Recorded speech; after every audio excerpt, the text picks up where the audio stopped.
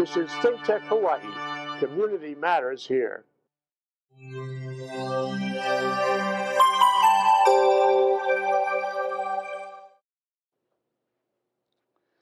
Guys, and we are back live here on the Prince of Investment. I'm your host, the Prince of Investing, Prince Dykes here, live in the beautiful state of Honolulu, Hawaii. So as you guys can see already, this week is, not today in particular, but this week it is going to be Veterans Day on this Thursday. So what I did today, I decided to bring in a very, very special guest. We got the author, Doug Nordman, of The Military Guide to Financial Independence and Retirement. So we're going to be talking about retirement, financial literacy for all of our veterans that are out there across the world. His book is available on Amazon and all the other great places and stuff like that. But as always, guys, I don't have a lot of time, and I definitely know you guys don't have a lot of time, so let's get straight to it.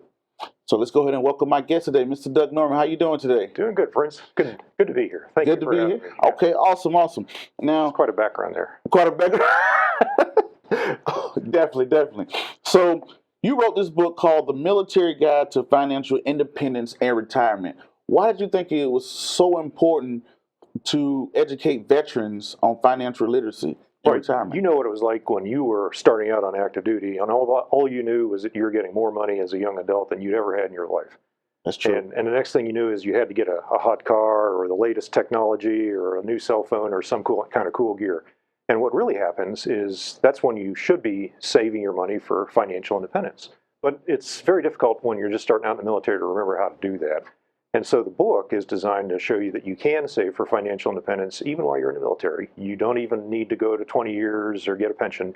All you need to do is focus on what you're spending, cut out the waste, the things that don't bring you value to your life, and then save as much as you can for as long as you can. You can reach financial independence in less than a 20-year military career.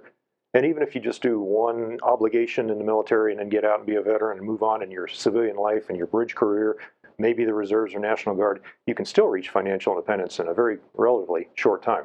In my case, I retired in 2002. I've been retired for 15 years now. 15 years, okay. Financially independent. And the whole process of saving for financial independence really ideally starts as soon as you get your first paycheck. And I know it takes a while for things to settle down, but within that first year or two of active duty, you should be able to start saving your money.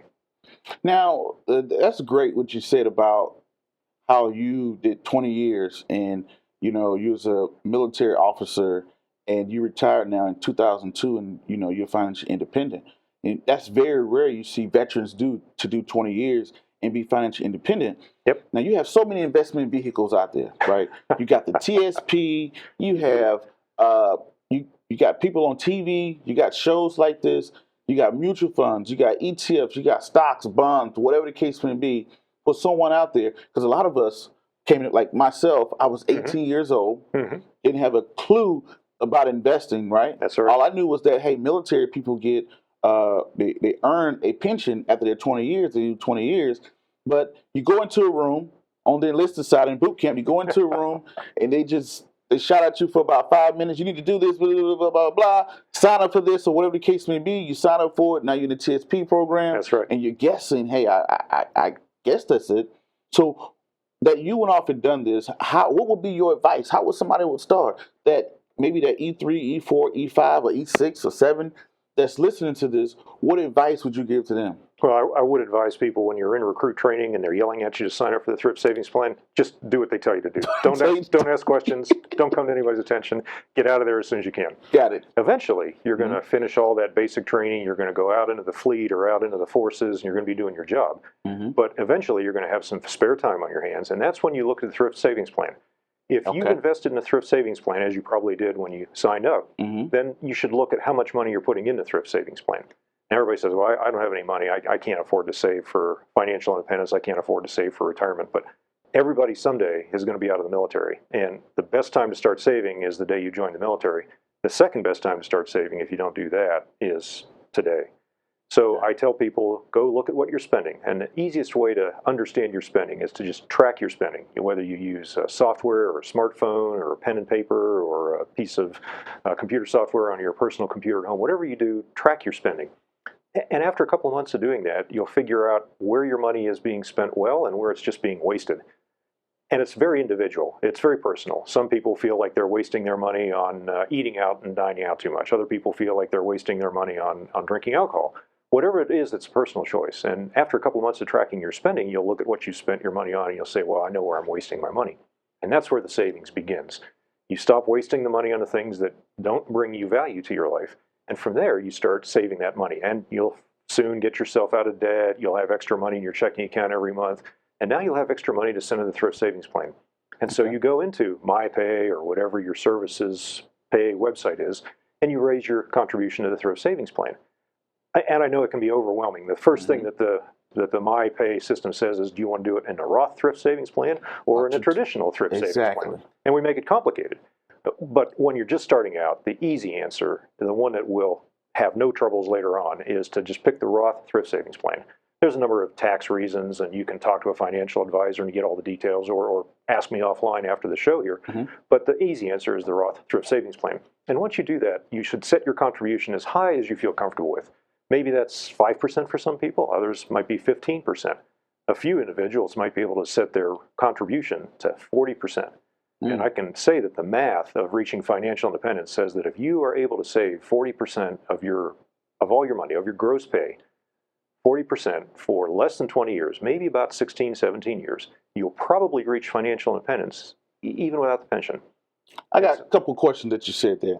When you said, okay, I remember when I very first joined thrift savings plan, you had traditional. It wasn't a Roth at the time. That's right. So a couple of years, I want to say about 2008, 9 or something like that? 2012. 2012, right?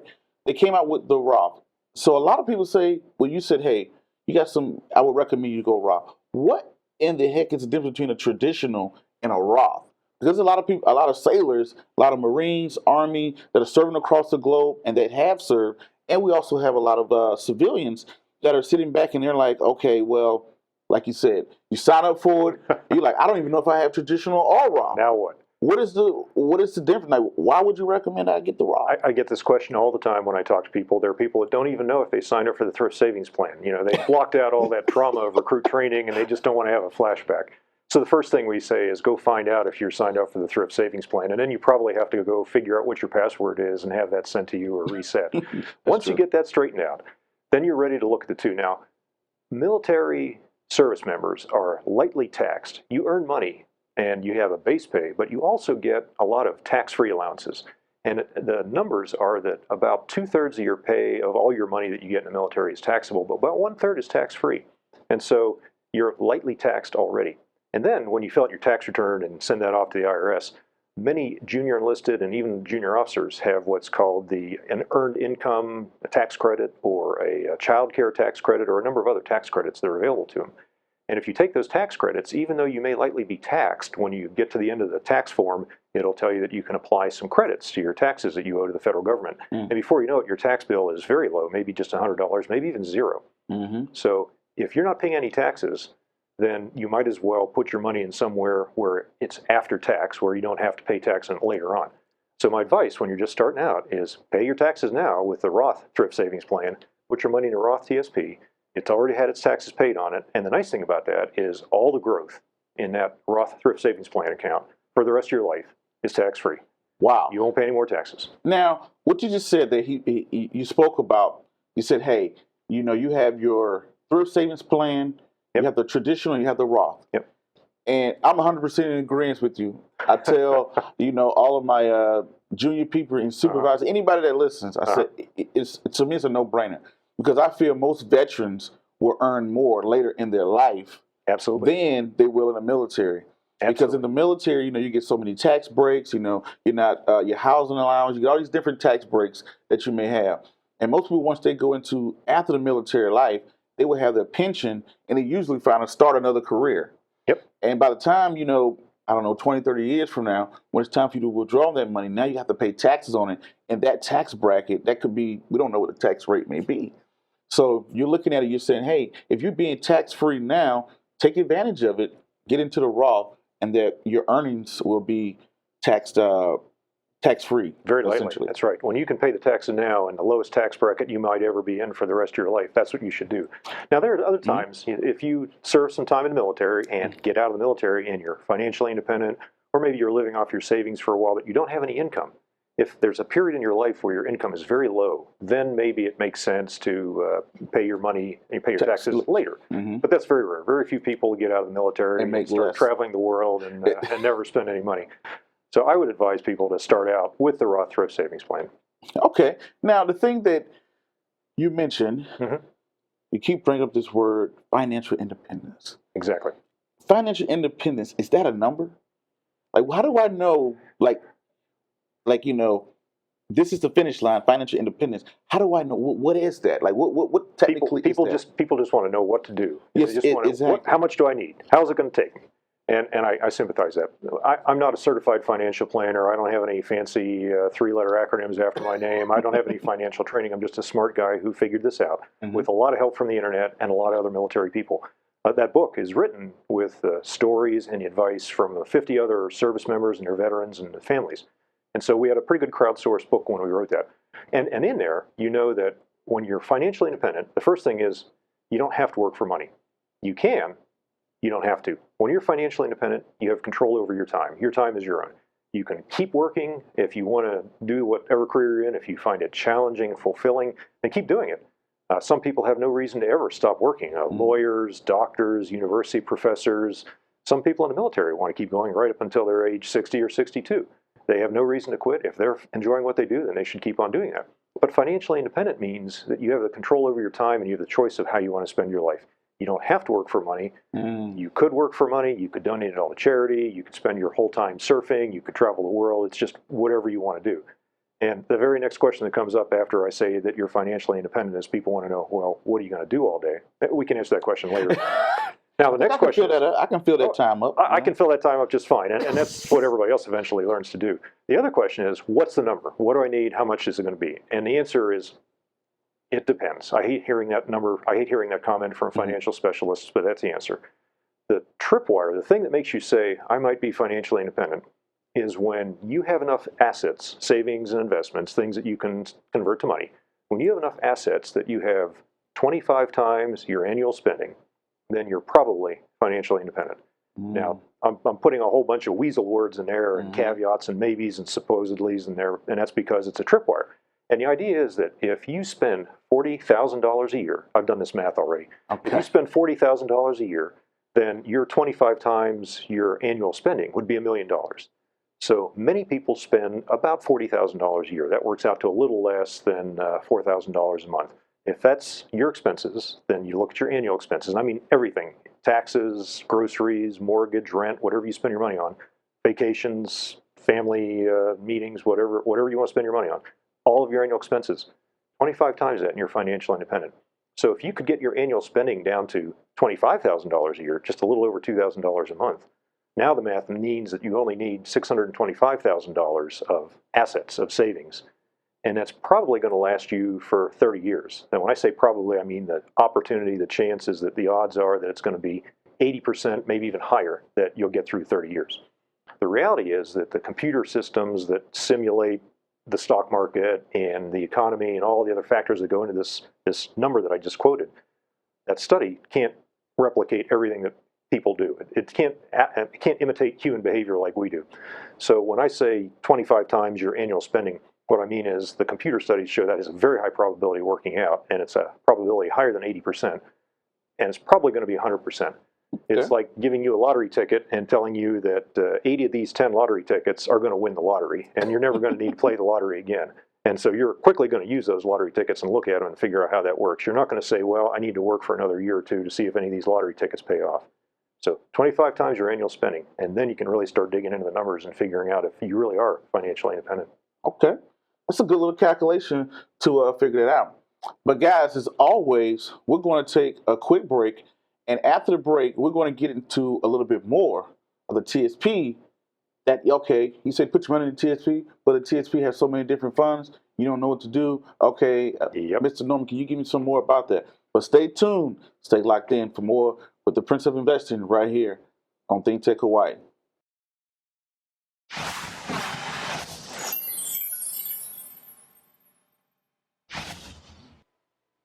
Aloha, I'm Jay Fidel, CEO of ThinkTech Hawaii. For the first time, ThinkTech is participating in an online web-based fundraising campaign to raise $40,000. Give thanks to ThinkTech, that's the name of the campaign. It'll run only during the month of November, and you can help. Please donate what you can so that ThinkTech can continue to raise public awareness and promote civic engagement through free programming like mine. I've already made my donation, and I look forward to yours. Please send in your tax-deductible contribution by going to this website, www.thanksforthinktech.causevox.com. On behalf of the community enriched by ThinkTech Hawaii's 30-plus weekly shows, thank you. Mahalo, sincere mahalo for your generosity. I'm Jay Fidel. Aloha.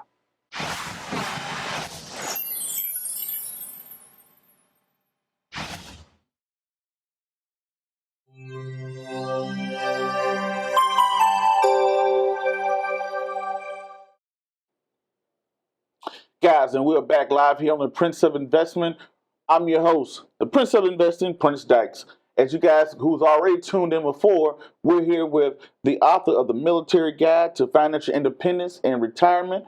This is our Veterans Day, Veterans Week special. And in the studio, I have the pleasure and the honor of having Mr. Doug Nordman, the author of this book. And we're going deep into, not deep as we can for the show. Right? We've got a limited amount of time. Limited amount of time. What we want to do, he spoke about it earlier where he said, hey, listen, you have so many throwing your money into the TSP, adding your contributions and things like that. But one of the things he didn't mention is that when you put your money into the TSP, you have the G fund, the I fund, the C fund, the S fund, Life Cycle 20, Life Cycle 40, whatever the case may be. You did great if you already have the TSP. If you didn't choose one of those funds, if you don't know what I'm talking about, you're probably in the G fund. So, Mr. Doug Nordman, what would you tell someone out there who is like, hey, well, what should I invest in? Well, before we took that break, we got to the point where people figured out if they had a thrift savings plan account, and then they figured out if they had a password still and they could log into it, and this is very common, and then figured out if they were actually contributing to the thrift savings plan account from their MyPay account. Mm-hmm. So now you've got a faucet of money turned on and a stream of income is going in that thrift savings plan. And you're absolutely right. The default investment in a thrift savings plan is the G fund. The G fund is very, very safe, but because it's so safe, it has such a low rate of return that it loses money to inflation just about every year. So the default is an easy answer if you're never going to look at the thrift savings plan again. But if you go your entire career and look at your G fund when your career is over, you're going to be very unhappy at the low numbers you see there. Mm. What I advise people to do is invest in whatever their asset allocation is, whatever they're comfortable with in owning in the stock market or in bonds or in other assets that are outside of the thrift savings plan. You've got this whole alphabet soup of things you can invest in the thrift savings plan, right? And you listed some of them earlier, the C, F, G, I, and all the L funds, and there's S fund too. Mm-hmm. And it's hard to figure out what you want to invest in. The easiest thing to do would be to invest in an index fund like the stock market. That's called the C fund. That mimics the Standard & Poor's 500 index. If you want to get fancy and do more investing and do the entire stock market, you could add some of the S fund. That stands for small capitalization stocks or smaller stocks that aren't in the S&P 500. And then there's the I fund, which stands for international stocks, international funds, which are nothing in the American stock market. Mm-hmm. Those are all stock funds. Some people don't feel comfortable with having an asset allocation that's very aggressive. And by aggressive, I mean volatile. And by volatile, I mean most years you'll make between 4 to 6%. Maybe you'll have a year or two or 8 or 10%. You'll have an incredible year like this year has been for some people making 15, even 20%. Mm-hmm. But for every one of those years, there's payback, right? And so you're going to have the other side of volatility. 2008. Right. Nobody complains about upward volatility, but when it's negative, then everybody's unhappy. And negative volatility means that you might actually lose money in the stock market on paper. If you don't cash out, then you haven't actually turned that paper loss into a loss of actual money. But if you hold on to those shares, they eventually will recover. And what we found out is over the long term, if you can hang on to your asset allocation in the stock market and the investments that you own in the thrift savings plan, then you'll earn the return that the stock market gives you over the long time. And for most people, a long time is 10 years. You're going to put money in a thrift savings plan in stocks that you probably aren't going to touch for 10 years. And that's what I mean by asset allocation. You have to be comfortable with having some of the C fund, some of the I fund, some of the S fund, and deciding what combination of those three is going to let you sleep at night. You can have all the cold-hearted calculations you want, all the financial logic you need to figure out your asset allocation.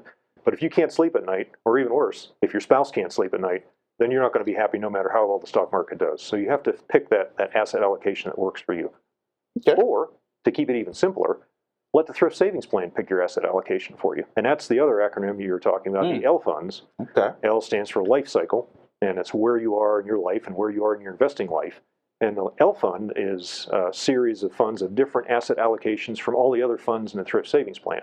For example, there's a fund that's going to mature soon called the L2020 fund, and a little one after that called the L2030 fund. Those are the years that they are actually finished with their investments. Those are heavily into safer investments like bonds and some cash. Then there's the L2050 fund, which you mentioned at the beginning. And the L2050 fund is the most aggressive fund right now for the thrift savings plan.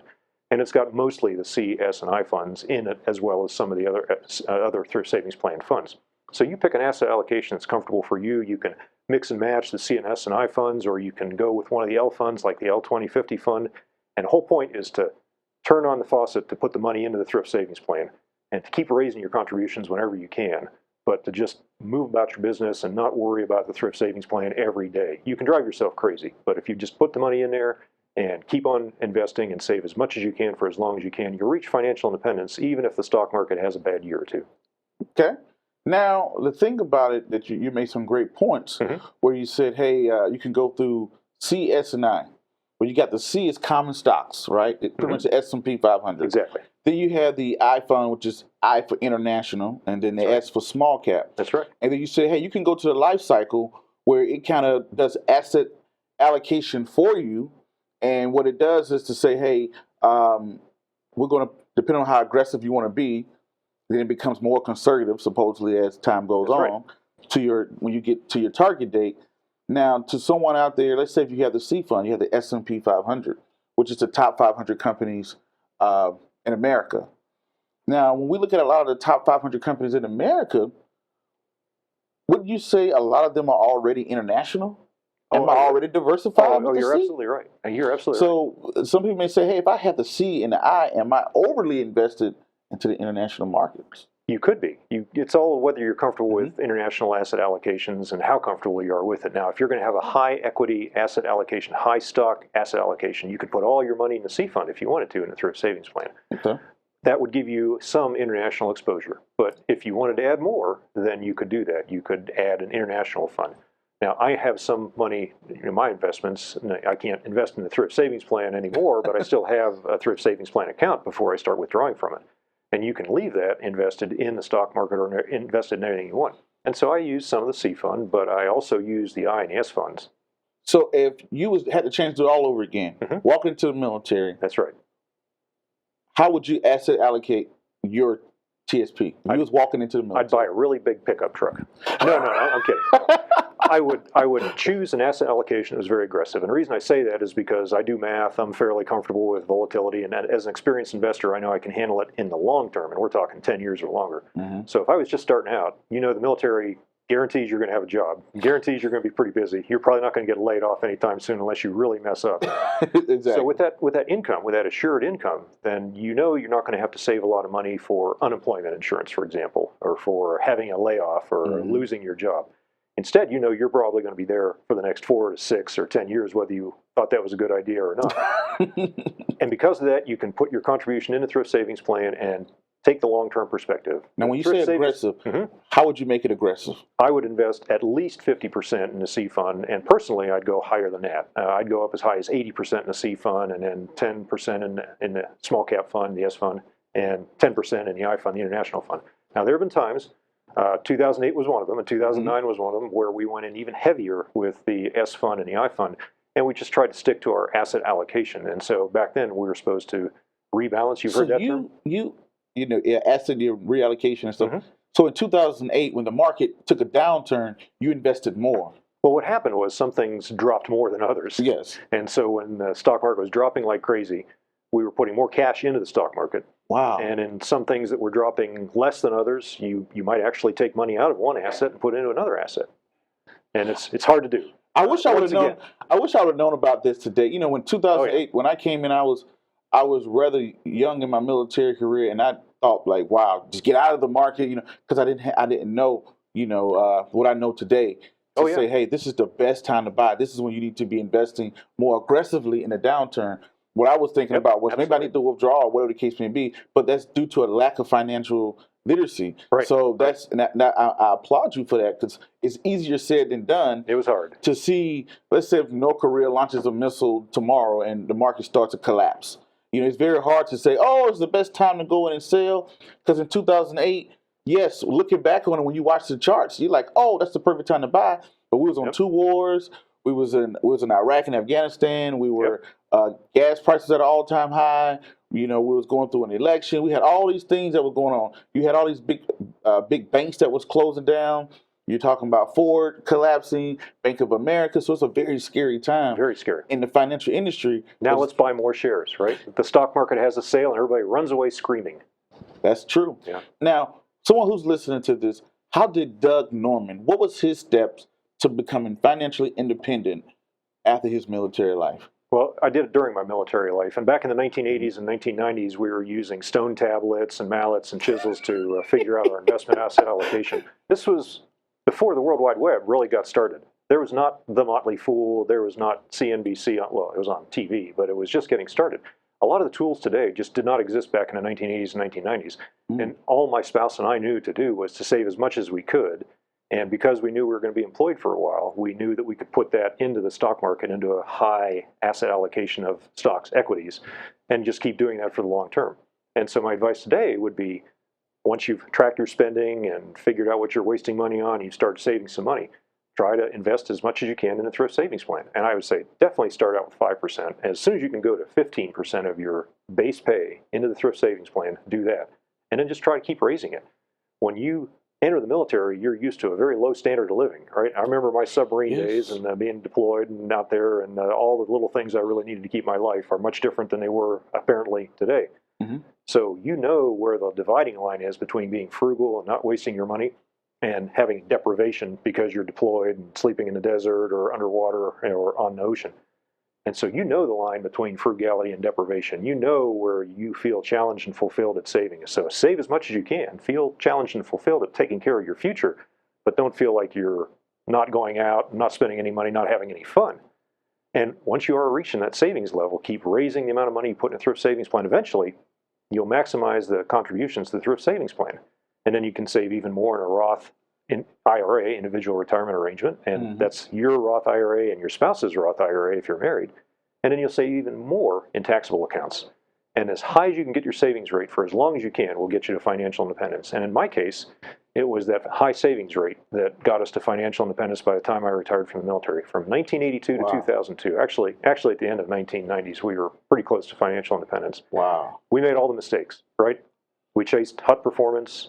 We chased funds with fees because they were really good funds, and so you paid a fee just to invest. And we paid extra expense ratios back in the old days. We would commonly pay 1 to 1.5% per year. That's a lot, yes. Compared to today. Anything over 0.25% today is a lot, right? Yeah, you know. But back then, we made all these mistakes. We did all the things you're not supposed to do. We were active investors in active funds. We weren't just putting the money away in passive asset allocations. And yet, that savings rate, that high savings rate, overcame all of our other mistakes. And that's what got us to financial independence. And so the most important thing people can do is start today. Start tracking, cut out the waste, start saving. You can figure out that thrift savings plan later. You can figure out your asset allocation as you go. But the most important thing is to start saving. Putting it back. Start putting it away. Okay. That's very good that you said that. Well, we got Mr. Doug Norman. Is there anything you want to put out there and say to all the listeners and followers around the globe? No, everybody's welcome to read the book, and the book is also available in over 100 libraries around the world, both on military bases and out at local community public libraries. So you don't have to buy the book.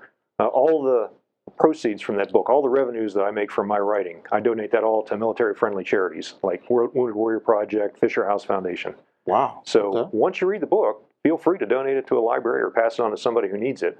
The people that tend to spend money on the book and keep it are the ones that want to read the ebook version. That ebook version is a lot easier to handle because you can search for keywords and highlight, but you don't actually need to buy the book if you can find it at the library or borrow it from somebody else. Okay.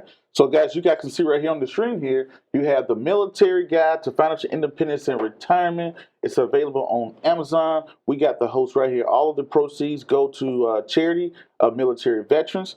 This is our Veterans Edition, and I hope that a lot of you guys who tune into this, who, you know, yes, we have military training and stuff like that, but it's very rare you see someone who has done it, who has went through and done it. When he's mentioned those things, when he started talking about, I heard myself, made all the dumb decisions, a lot of things I didn't know, but I'm glad I picked up on it. But here you are. Yeah, exactly, right? And here I am by reading books like this, by learning, by getting around, you know, some of the greatest investors of our time, and picking the brain of Mr. Doug Norman and things like that, because, you know, he has a little gray hair right here. That helps a lot, right? That helps a lot. I hope so. You know, that comes with a lot of wisdom. And People can find that on the internet, the Military Guide. It's all over the internet. So it's an ebook and a paperback. Oh, yeah, but more importantly, it's also on the website, on the blog, and people can find that on the internet. What's your blog? For free. That's themilitaryguide.com. Okay. It's one of the top ranked results for the keywords military, personal finance, or the Military Guide. You the Military Guide? You do the Military Guide? Or? The Military Guide, yeah. Oh, I thought you did military. The Military Guide. That's me. That's you. I write for the site. I founded the site, and it's run by another person now. But okay, I still cool. write for the site. I've been on your site so many times. The guy who's running the site is also an Army service member. He's just about to retire, and he is also probably financially independent. But he's an entrepreneur. He loves what he does. He's never going to stop. And I take so much pleasure in watching him do things like start the financial conference that we were talking about earlier. Got it. So he's a perfect example of what are you going to do all day, and you're still challenged and fulfilled. But look online, look at the website, ask me questions, send me emails, however you want to do it. How can they get in contact with you? Again, I'm all over the internet, and okay. I can even put my email address right there on a YouTube channel if you want, when you put your show up. And you can say it right now. They can listen to you right now. Nords@gmail.com. NORDS @gmail.com.